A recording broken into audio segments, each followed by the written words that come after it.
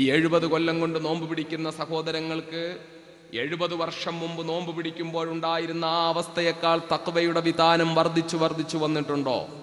60 വർഷം നോമ്പ് പിടിച്ചവർക്ക് 60 കൊല്ലങ്ങളായി തഖ്വയുടെ വിധാനം വർദ്ധിച്ചു വന്നിട്ടുണ്ടോ? 10 കൊല്ലം കൊണ്ട് നോമ്പ് പിടിക്കുന്നവർക്ക് ഈ 10 വർഷമായി 10 കൊല്ലം മുമ്പുള്ളതിനേക്കാൾ തഖ്വ ഉണ്ടായിട്ടുണ്ടോ?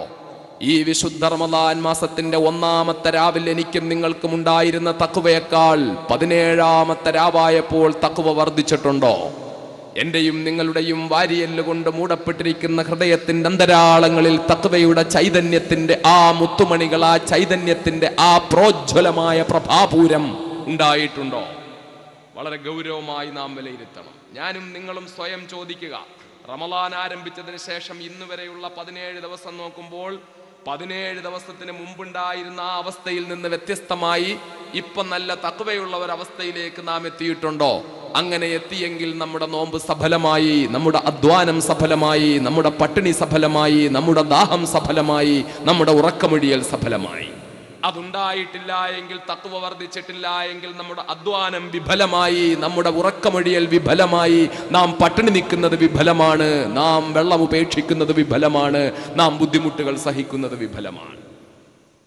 നമ്മുടെ നോമ്പുകൾ നമ്മളിൽ മാറ്റമുണ്ടാക്കുന്നു. ഓരോ വർഷവും ഇതൊരു ചടങ്ങായിട്ട് ഇങ്ങനെ അങ്ങ് കഴിഞ്ഞു പോയാൽ മതിയോ മക്കളെ? ഓരോ റമദാനുകളും ഇങ്ങനെ ഒരു ചടങ്ങായിട്ട് അങ്ങ് കഴിഞ്ഞു പോയാൽ മതിയോ?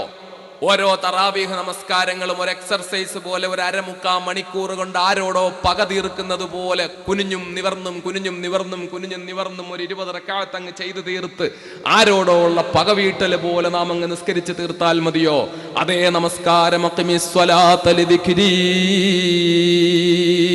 ആകാശഭൂമികളുടെ സംവിധായകനായ അല്ലാഹു റബ്ബുൽ ഇസ്സത്ത് പറയുന്നു, എന്നെ സ്മരിക്കാൻ വേണ്ടിയാണ് നമസ്കാരം, എന്നെ ഓർക്കാൻ വേണ്ടിയാണ് നമസ്കാരം, ഞാനുമായിട്ടുള്ള ബന്ധമാണ് നമസ്കാരം. അസ്സലാത്തു മിഅ്റാജുൽ മുഅ്മിനി, നമസ്കാരം മുഅ്മിനിന്റെ അല്ലാഹുമായിട്ടുള്ള കൂടിക്കാഴ്ചയാണ്. മഹാനായ അഷ്റഫുൽ ഖൽഖ് റസൂലുള്ളാഹി സ്വല്ലല്ലാഹു അലൈഹി വസല്ലം തങ്ങളുടെ മിഅ്റാജിനെ പറ്റി പറയുന്ന അല്ലാഹുവിന്റെ ഔലിയാക്കന്മാരിൽ പേരെടുക്കപ്പെട്ട അബ്ദുൽ ഖുദ്ദൂസ് എന്ന അല്ലാഹുവിന്റെ മഹാനായ വലിയ പറയുന്നു, യാ റസൂലല്ലാഹ്, മിഅ്റാജിനെ പറ്റി ഞാൻ ഓർക്കുമ്പോഴെല്ലാം എൻ്റെ മനസ്സിൽ ഒരു ചോദ്യം ഉയർന്നു വരുന്നു നബിയേ, ഏ ഹബീബായ നബിയേ, അങ്ങക്ക് എങ്ങനെയാണ് മിഅ്റാജിന് പോയിട്ട്, അങ്ങക്ക് എങ്ങനെയാണ് അങ്ങയുടെ റബ്ബിന്റെ അടുക്കൽ പോയിട്ട് അങ്ങയുടെ റബ്ബിനെ കണ്ടിട്ട് അർശും കുർസും ലൗഹും കലമും ഈ അത്ഭുതങ്ങളുടെ സർവ്വഗോളങ്ങളും കണ്ടതിന് ശേഷം അങ്ങ് എങ്ങനെയാണ് നബിയെ പടച്ചവന്റെ അടുക്കൽ നിന്ന് അങ്ങക്ക് എങ്ങനെയാണ് തിരിച്ചു വരാൻ പറ്റിയത്?